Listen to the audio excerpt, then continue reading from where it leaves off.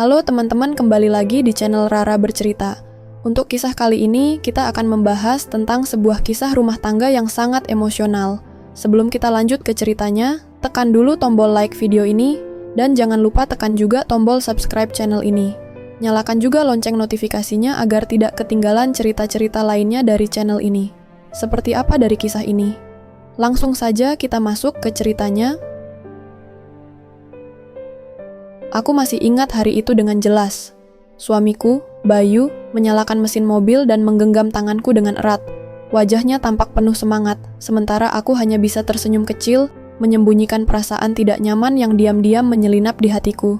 Kami baru saja menikah 6 bulan yang lalu, dan kini, keadaan memaksa kami untuk pindah ke rumah orang tuanya. Sabar ya sayang, ini cuma sementara. Begitu tabungan kita cukup, kita langsung cari kontrakan sendiri, ujar Bayu meyakinkanku. Aku mengangguk pelan, meskipun dalam hati ada ketakutan yang tak bisa dijelaskan. Tinggal di rumah mertua memang bukan hal yang kuinginkan, tapi aku tak punya pilihan lain. Biaya hidup di kota semakin tinggi, sementara gaji Bayu masih belum cukup untuk memenuhi kebutuhan kami sepenuhnya. Aku sendiri belum mendapatkan pekerjaan tetap, hanya sesekali menerima pesanan jahitan kecil-kecilan di rumah. Saat mobil memasuki halaman rumah mertua, aku menarik napas panjang. Rumah itu besar, lebih besar dari tempat kos kecil kami sebelumnya. Halaman depannya dipenuhi tanaman hias yang tertata rapi, sementara bangunannya berdiri kokoh dengan cat putih yang sedikit memudar. Di depan pintu, ayah mertua, Pak Wira, sudah menunggu dengan senyuman lebar. Ia pria yang cukup berwibawa, dengan perawakan tinggi besar dan rambut yang mulai beruban. "Akhirnya kalian datang juga. Masuk, masuk," serunya dengan suara berat yang khas. Aku dan Bayu segera turun dari mobil, membawa koper kami ke dalam rumah. Di ruang tamu, ibu mertua, Bu Sari, menyambut kami dengan ramah. Beliau adalah sosok yang lembut, selalu mengenakan kebaya sederhana, dan bicara dengan nada pelan yang menenangkan. "Kamar kalian sudah disiapkan di lantai 2. Semoga betah ya," kata Bu Sari sambil tersenyum. Aku mengangguk sopan, sementara Bayu langsung berbincang dengan orang tuanya. Aku memperhatikan sekitar. Rumah ini memang luas, tetapi terasa sedikit sepi. Adik Bayu sudah menikah dan tinggal di kota lain. Sementara Bu Sari lebih sering sibuk dengan pengajian dan kegiatan sosial. Itu berarti, sebagian besar waktu di rumah ini hanya akan dihabiskan dengan Pak Wira. Saat kami mulai mengangkat barang ke atas, aku merasakan tatapan ayah mertua mengarah kepadaku. Awalnya aku mengabaikannya, berpikir bahwa aku hanya terlalu sensitif. Aku menepis pikiran aneh itu dan berusaha meyakinkan diri bahwa semua akan baik-baik saja. "Kamu tambah cantik aja, Naya," tiba-tiba Pak Wira berkata dengan nada bercanda. Aku menoleh dan tersenyum kecil, meskipun dalam hati aku merasa canggung. "Ah, Bapak bisa saja, saya biasa saja kok," jawabku sopan. Bayu tertawa kecil, menganggap ucapan ayahnya hanya lelucon biasa. "Iya Pak, Naya tuh nggak sadar kalau dia cantik," katanya sambil menepuk pundakku. Aku hanya ikut tersenyum, mencoba menahan perasaan aneh yang mulai muncul. Apakah aku hanya berlebihan? Aku berharap begitu. Malam itu, setelah selesai membereskan barang-barang, aku duduk di tepi tempat tidur sambil mengusap kening yang berkeringat. Bayu yang baru saja selesai mandi langsung merebahkan diri di sampingku. "Gimana? Nyaman kan di sini?" tanyanya. Aku mengangguk pelan. "Iya, cukup nyaman," jawabku singkat. Bayu tersenyum, lalu mengecup keningku. "Aku tahu kamu butuh waktu buat beradaptasi, tapi tenang aja, kamu pasti betah di sini," katanya dengan yakin. Aku berharap apa yang dikatakannya benar. Aku berharap perasaan tidak nyaman ini hanyalah ketakutan tanpa alasan. Aku berharap semuanya akan tetap normal seperti seharusnya. Tapi aku tidak tahu bahwa ini baru awal dari sesuatu yang tidak pernah kuperkirakan sebelumnya. Hari-hari pertama tinggal di rumah mertua berjalan seperti biasa. Aku berusaha menyesuaikan diri dengan lingkungan baru, meskipun terkadang terasa canggung. Suamiku, Bayu, mulai sibuk dengan pekerjaannya, dan sering pulang larut malam. Aku menghabiskan sebagian besar waktu di rumah, membantu ibu mertua mengurus rumah tangga. Pak Wira, ayah mertua, awalnya tampak seperti pria yang ramah dan penuh perhatian. Ia sering mengajakku mengobrol saat sedang bersantai di teras atau di ruang makan. Namun, semakin hari, aku mulai menyadari sesuatu yang membuatku merasa tidak nyaman. Tatapan matanya. Bukan tatapan seorang ayah kepada menantunya, tetapi sesuatu yang berbeda. Sesuatu yang membuat bulu kuduku meremang. Aku mencoba mengabaikannya. Mungkin aku hanya terlalu sensitif. Mungkin aku hanya belum terbiasa dengan kehadirannya di sekitar. Tapi semakin lama, semakin sulit untuk menepis perasaan aneh itu. Suatu pagi, saat aku sedang menyapu ruang tamu, Pak Wira duduk di sofa sambil membaca koran. Aku berusaha fokus pada pekerjaanku, tetapi aku bisa merasakan tatapannya mengikuti setiap gerakanku. "Naya, kamu ini rajin sekali. Beruntung Bayu punya istri seperti kamu," katanya tiba-tiba. Aku menoleh dan tersenyum tipis. "Ah, biasa saja, Pak. Sudah tugas saya sebagai istri," jawabku singkat. Ia tertawa kecil, lalu melipat korannya. "Bukan cuma rajin, tapi juga cantik," lanjutnya dengan nada yang terasa berbeda. Aku terdiam sejenak. Ada sesuatu dalam caranya berbicara yang membuatku merasa tidak nyaman. Tapi aku tidak ingin berpikiran buruk, jadi aku hanya tersenyum sekadarnya lalu kembali menyapu. Siang itu, saat ibu mertua sedang pergi ke pengajian, aku pergi ke dapur untuk mengambil segelas air. Saat aku berbalik, aku terkejut mendapati Pak Wira berdiri di ambang pintu dapur, memperhatikanku. "Kamu nggak capek di rumah terus? Sesekali mainlah keluar biar nggak suntuk," katanya. Aku mencoba tetap tenang. "Tidak apa-apa, Pak. Saya sudah terbiasa di rumah." Ia mengangguk pelan, tapi tatapannya masih tetap sama. Tatapan yang membuatku ingin segera pergi dari tempat itu. "Kalau butuh teman ngobrol, jangan sungkan. Bapak selalu ada buat kamu," lanjutnya dengan senyum yang sulit kuartikan. Aku hanya bisa mengangguk kecil sebelum cepat-cepat kembali ke kamar. Saat pintu kamar tertutup, aku bersandar di baliknya, mencoba mengatur napas. Ada sesuatu yang tidak benar. Aku bisa merasakannya. Tapi bagaimana aku bisa menjelaskan ini kepada Bayu tanpa terdengar seperti menuduh ayahnya sendiri? Malam itu, saat Bayu pulang, aku hampir menceritakan apa yang kurasakan. Tetapi, ketika aku melihat wajahnya yang lelah setelah seharian bekerja, aku mengurungkan niatku. "Kamu kenapa? Kok kayaknya lesu?" tanyanya sambil duduk di sampingku. Aku tersenyum tipis. "Nggak apa-apa, mungkin aku cuma butuh istirahat," jawabku. Bayu merangkulku, lalu mencium keningku. "Jangan terlalu capek ya sayang, aku nggak mau kamu sakit," katanya lembut. Aku mengangguk, tapi pikiranku masih penuh dengan kebingungan. Haruskah aku mengabaikan perasaan ini? Ataukah aku harus mulai waspada? Aku tidak tahu. Yang jelas, aku mulai merasa bahwa rumah ini tidak lagi terasa seperti tempat yang aman. Aku mulai lebih berhati-hati dalam setiap gerak-gerikku di rumah ini. Aku tidak ingin berpikiran buruk, tetapi semakin hari, sikap Pak Wira semakin membuatku merasa tidak nyaman.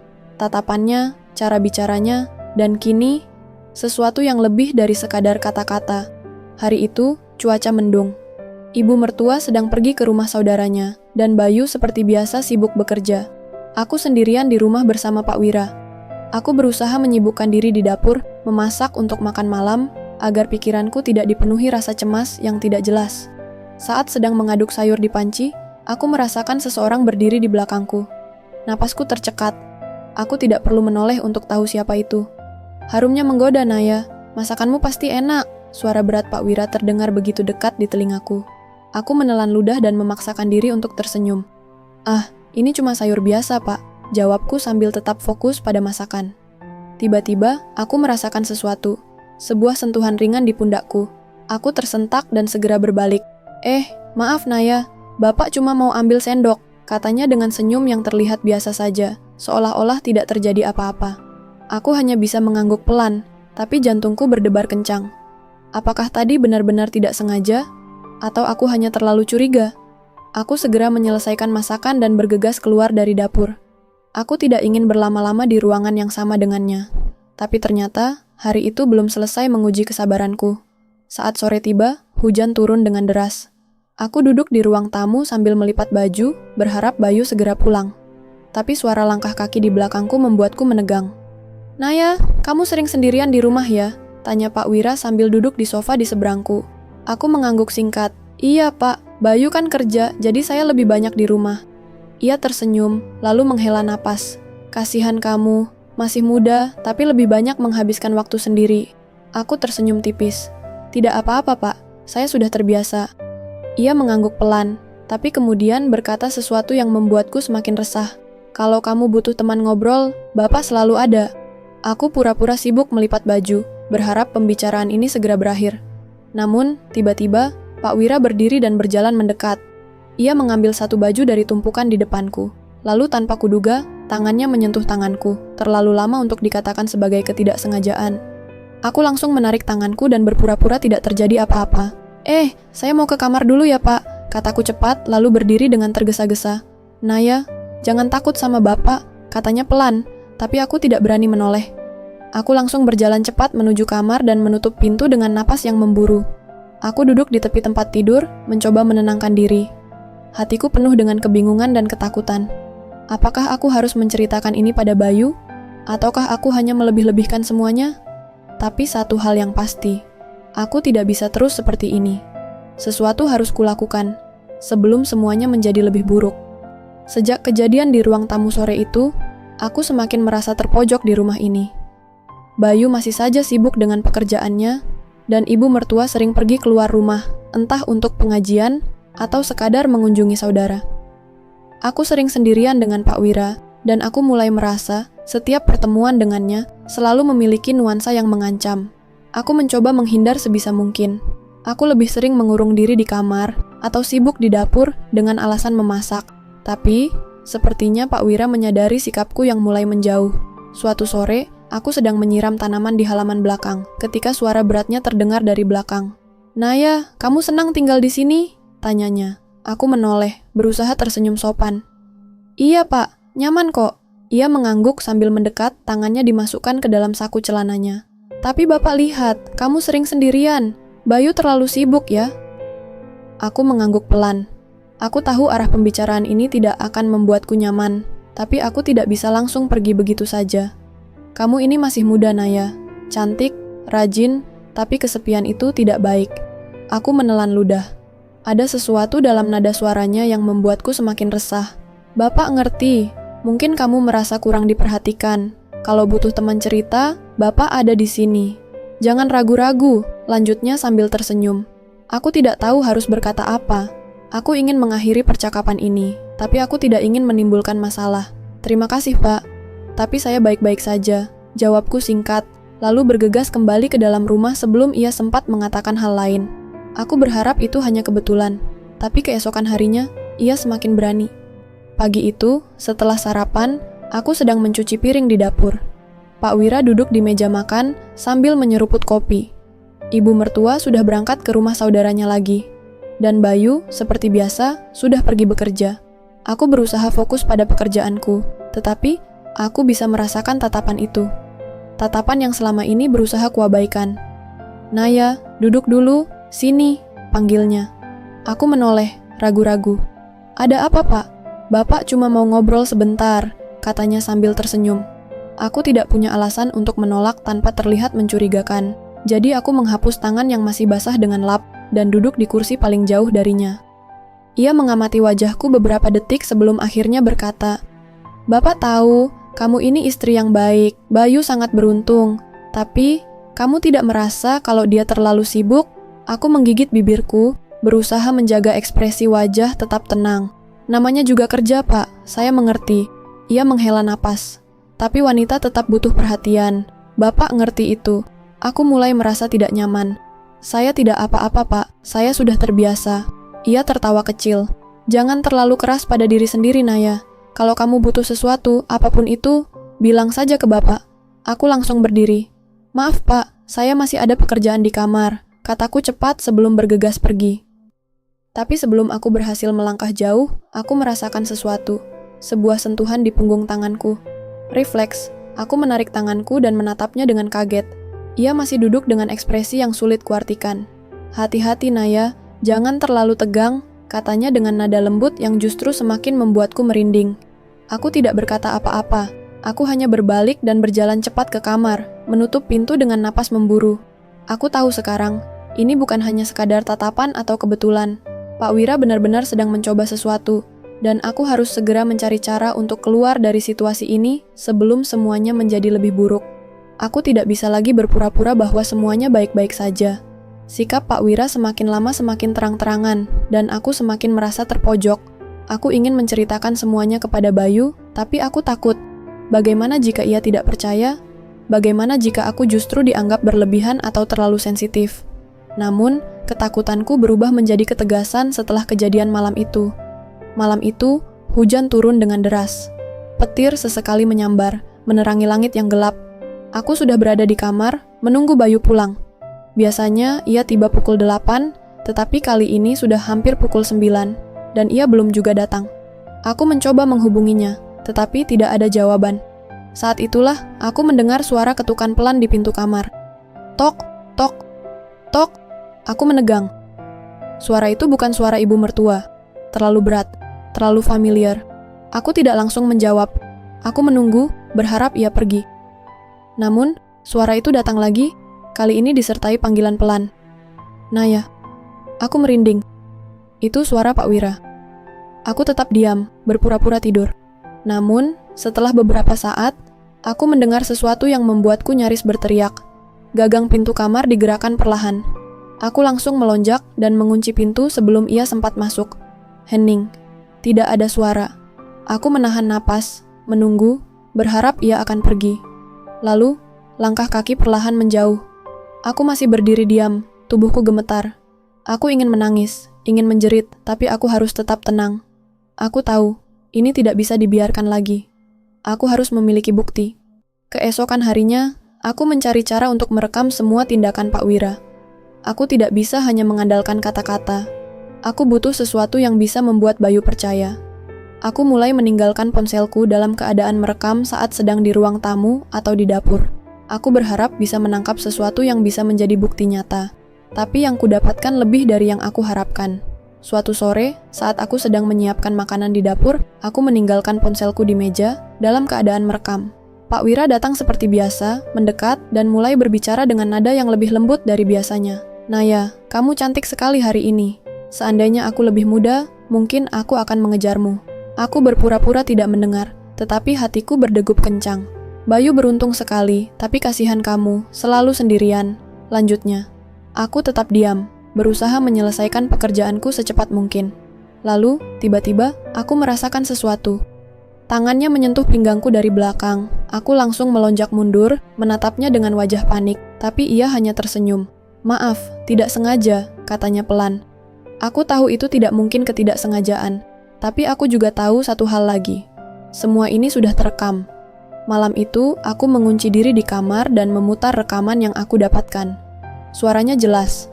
Kalimat-kalimatnya terdengar begitu terang. Bahkan suara napasnya bisa kudengar.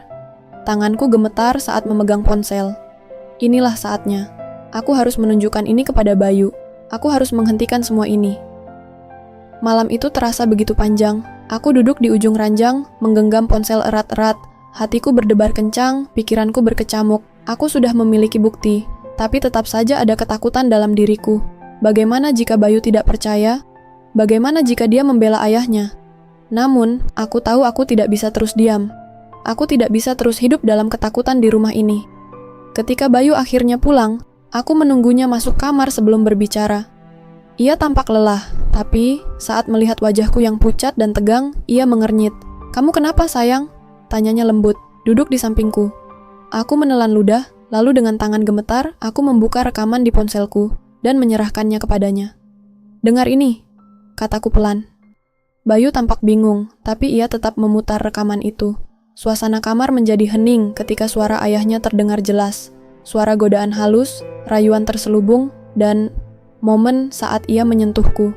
Aku memperhatikan wajah Bayu. Awalnya ia tampak terkejut, lalu matanya perlahan-lahan berubah tajam. Rahangnya mengeras, dan tangannya mengepal. Ketika rekaman selesai, ia menatapku. Sejak kapan ini terjadi? Suaraku bergetar saat menjawab, "Sudah lama." Aku mencoba menghindar, tapi dia semakin berani. Bayu menutup wajahnya dengan kedua tangannya, menghembuskan napas panjang. Aku nggak percaya, ayah sendiri. Aku menggenggam tangannya, berusaha menenangkan meskipun hatiku sendiri masih berantakan. Aku takut memberitahumu lebih awal. Aku takut kamu nggak percaya. Ia menatapku dalam-dalam, lalu menarikku ke dalam pelukannya. Aku percaya, Naya. Aku minta maaf. Seharusnya aku lebih peka. Air mataku akhirnya jatuh. Aku tidak menyangka Bayu akan mempercayaiku secepat ini, dan itu membuatku sedikit lega. Keesokan harinya, Bayu memanggil ayahnya ke ruang tamu. Aku berdiri di sampingnya, berusaha tegar. Pak Wira duduk di sofa dengan ekspresi datar. Mungkin ia berpikir aku tetap diam seperti sebelumnya, tapi kali ini berbeda. "Aku tahu semuanya ya," kata Bayu dengan suara dingin. Pak Wira mengangkat alis. "Tahu apa?" Bayu langsung memutar rekaman itu di depan wajahnya. Aku melihat ekspresi Pak Wira berubah. Wajahnya menegang, matanya melebar sesaat, tapi dengan cepat ia mengembalikan ekspresi santainya. Kamu percaya rekaman ini, Bayu? Itu hanya salah paham. Naya terlalu sensitif. Hatiku mencelos. Masih berusaha menyangkal, tapi Bayu tidak goyah. Ia berdiri dengan rahang mengeras. Ini bukan salah paham ya, aku nggak bisa biarin ini terus terjadi. Pak Wira menghela napas, lalu bersandar ke sofa. Kalau begitu, apa yang mau kamu lakukan? Kamu mau lawan ayahmu sendiri? Bayu menatapnya tajam. Kami akan pergi dari rumah ini. Aku menahan napas. Pak Wira tersenyum tipis, tapi aku bisa melihat ada sedikit keterkejutan di matanya. Kamu serius? Sangat serius, jawab Bayu. Aku nggak bisa biarin istriku hidup dalam ketakutan di rumah ini. Meninggalkan rumah. Itu hari itu juga, aku dan Bayu mulai berkemas. Ibu mertua tampak kebingungan, mencoba menanyakan alasan kami pergi, tetapi Bayu tidak menjelaskan secara rinci. Kami ingin punya kehidupan sendiri, Bu, katanya singkat. Aku tidak tahu apakah ibu mertua menyadari ada sesuatu yang salah, tapi ia hanya mengangguk pelan dan membantu kami berkemas tanpa banyak bertanya. Saat aku melangkah keluar rumah dengan koper di tangan, aku menghela napas panjang. Ini bukan hanya sekadar pindah rumah. Ini adalah awal kehidupan baru. Bayu menggenggam tanganku erat. Kita mulai dari awal ya, katanya dengan senyum kecil. Aku membalas senyumannya dan mengangguk. Iya, kita mulai dari awal. Kami meninggalkan rumah itu, meninggalkan bayangan buruk yang menghantuiku selama ini. Aku tidak tahu apa yang akan terjadi selanjutnya. Tapi satu hal yang pasti, aku bebas.